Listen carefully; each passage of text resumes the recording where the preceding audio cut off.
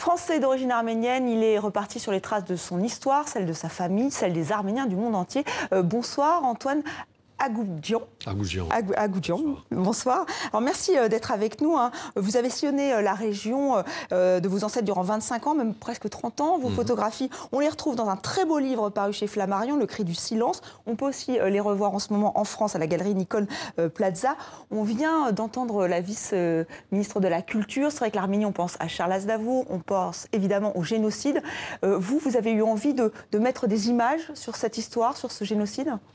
Au début, c'était plutôt d'une façon viscérale, générée par la tragédie du tremblement de terre, parce que je suis parti avec l'aide humanitaire. Alors au début, comme je débutais la photo, je faisais des images plutôt à la façon d'un témoin.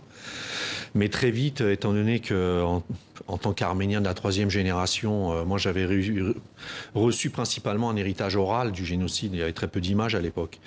Et en fait, la photo m'a permis de pouvoir mettre des images sur un conte imaginaire, celui de l'héritage que j'ai eu de mes grands-parents, parce que j'ai connu tous les rescapés du génocide ayant vécu à Alfortville. Et en fait, la photo m'a permis de pouvoir raconter cette épopée, en fait. Il y a ce titre aussi qui est très beau, le cri du silence.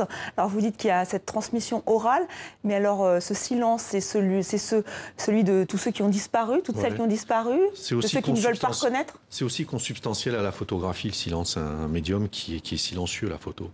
Donc c'est le cri aussi d'une discipline qui navigue dans le silence. Et le choix du noir et blanc, là aussi, pourquoi ? Noir et blanc au départ, dans la genèse. Aujourd'hui, j'ai poursuivi dans la couleur pour créer une rupture depuis que j'ai effectué une exposition avec grâce à un mécène turc en Turquie en 2011, qui s'appelle Osman Kavala, qui est aujourd'hui incarcéré, qui est dans les geôles turques, qui ne connaît même pas le mobile de son incarcération, mais il est incarcéré depuis 1 an. Donc à partir du moment où j'ai pu présenter mon travail en Turquie, organisé par des Turcs, j'ai créé une rupture de la mémoire. Je suis passé plus dans l'histoire et j'ai poursuivi ce travail en couleur. Vous êtes allé aussi en Irak, à Mossoul, où vous avez rapporté des clichés en couleur. Vous avez comparé en fait les Kurdes avec les Arméniens. Pourquoi ? Parce qu'en fait, ce qu'ont vécu les Arméniens au début du XXe siècle, c'est ce que vivent actuellement les Kurdes. Alors évidemment, on va me dire que ce n'est pas un génocide, mais le processus est le même, les motifs sont les mêmes. L'idée est délibérée de pouvoir turquifier un sol qui ne l'est pas. Il y a une vingtaine de nationalités en Turquie. Aujourd'hui, il n'y a plus de chrétiens, que ce soit arméniens, syriaques, chaldéens, grecs. Ils ont disparu de cette surface géographique.